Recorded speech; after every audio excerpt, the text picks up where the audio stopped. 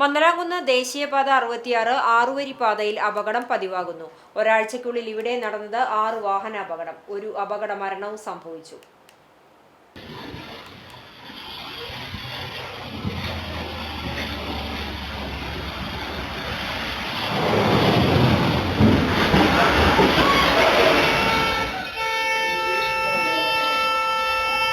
ഞായറാഴ്ച ഉച്ചയ്ക്ക് 1 മണിയോടെയാണ് ആറുവരിപ്പാത MK സൂപ്പർ മാർക്കറ്റിന് സമീപം ഒരേ ദിശയിലേക്ക് പോകുകയായിരുന്ന 3 കാറുകൾ അപകടത്തിൽപ്പെട്ടത്.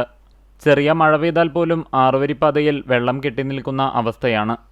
വളരെ വേഗതയിൽ വരുന്ന വാഹനം വെള്ളത്തിലൂടെ കടന്നു പോകുമ്പോൾ പുറകിൽ വരുന്ന വാഹനങ്ങളുടെ ഫ്രണ്ട് ഗ്ലാസിലേക്ക് തെറിക്കുന്നതുമൂലം പെട്ടെന്ന് ബ്രേക്ക് ചവിട്ടുകയും പിറകിലെ വാഹനം വന്നിടിക്കുന്ന അവസ്ഥയാണ് ഉണ്ടാവുന്നത്.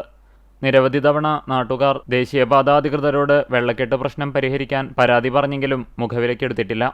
ഇത്തരത്തിലുള്ള അപകടത്തിൽ നിരവധി വാഹനങ്ങൾക്കും നാശനഷ്ടമുണ്ടാവുകയും യാത്രികർക്ക് പരിക്കേൽക്കുകയും ചെയ്യുന്നുണ്ട്.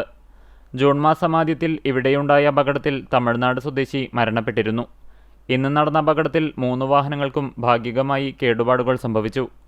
സംഭവ സമയം സ്ഥലത്തെത്തിയ Chavakkad block panchayat president advocate KK ഷിബുവിന്റെ നേതൃത്വത്തിൽ നാട്ടുകാർ ചേർന്നാണ് രക്ഷാപ്രവർത്തനങ്ങൾ നടത്തിയത്. അടുത്ത ദിവസം ജില്ലാ കളക്ടർക്ക് പരാതി നൽകുമെന്നും ബ്ലോക്ക് പ്രസിഡന്റ് പറഞ്ഞു. 6ാമത്തെ ആക്സിഡന്റ് ആണ് ഇന്ന് ഈ അടുത്ത ദിവസങ്ങളിലായി ഉണ്ടായിട്ടുള്ളത്. ഒരു ആൾ മരണപ്പെടുകയും ചെയ്തിട്ടുണ്ട്.